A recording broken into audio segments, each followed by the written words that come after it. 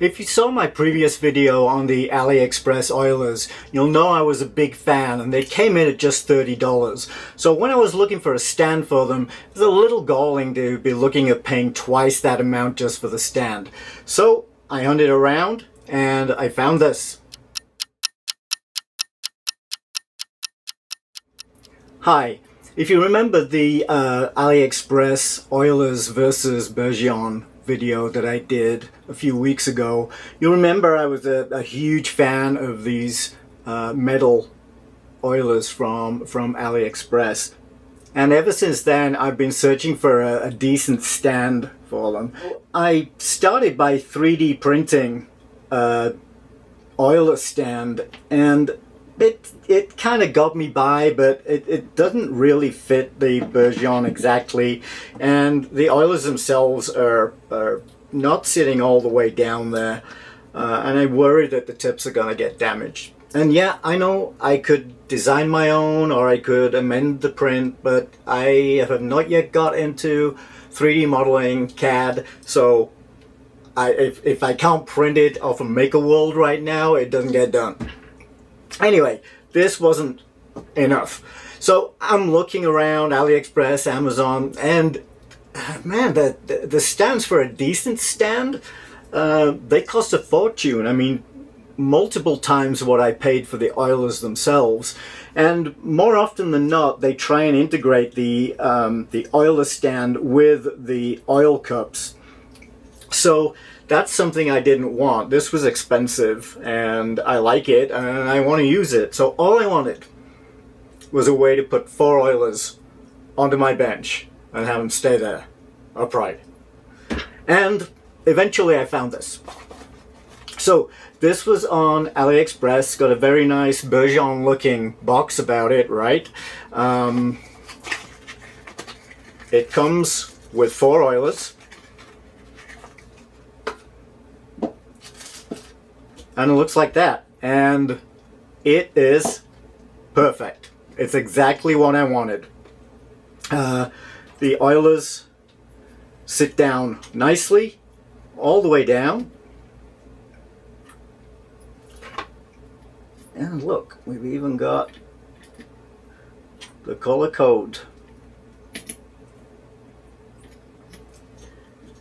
So they sit all the way down, and it's a nice solid base on this. It is solid metal. What more can I say? It's an oiler stand and it works. Now if you the one reason I wanted to do this video was just a very quick tip, as well as telling you about the stand itself.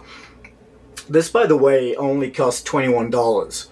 And I got it for $18 with coupons, so a real bargain, and it goes perfectly with these amazing $30 AliExpress oilers. I was intrigued by the oilers that came with the stand. They're not great quality, they're just plastic, light, but the tips on these are very unusual. And I'm going to put up a microscope shot of the tips and you'll see what I mean. They are not fine at the ends, they are pretty bulky, and right now I'm thinking, well, I'm gonna hang on to them, keep them around, because if I need an oiler with a huge tip on it, then these will fit the bill. But for day-to-day use, I'll be sticking with my AliExpress oilers. And I will link these in the description below. So if you look at the product literature on this, you'll see them presenting it in this way, with the caps in the front holes, like so. And I guess if you had 2 sets of oilers, you could use it that way, but that's not what they're for. When you're doing your oiling and you go to put your oiler back into the stand, you want to just be able to clean it off first. And so that's what these are for. You can either put a blob of Rodico in there, or you can put some little pithwood rounds in there. And then when you're doing your oiling, you can stab it into the pithwood to clean it before putting it back into the stand. So, this pithwood is notoriously difficult to work with, so I figured I would just show you how I get this stuff prepared. And it's horrible stuff to cut. So I'm going to use an X-Acto knife, and all I do is initially I'll cut it down to this kind of size. You can buy them like this where they're already cut, but they may be a little thin. So what I like to do is I'll cut, it's already come off, I will cut off kind of like a quadrant, like so, and then I'll squish that in on itself and push that in there. Having got it in there, you can either leave it at that length, I mean it won't do any harm.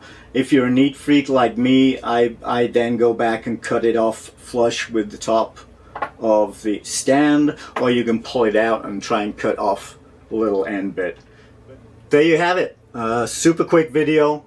I'm hoping to get out a longer video later on today, but I figured I'd already done a short on this little thing, and I didn't have time in the short to give the tip about putting in the Rodico or pithwood, so I figured I would just do a short video explaining that. Because like I say, if you are not familiar with this and you look at the product literature, it doesn't do a lot to tell you what these holes are for. There you have it. And if you like these kind of videos, these kind of product reviews, please like and subscribe, help me grow this channel, and until next time, goodbye.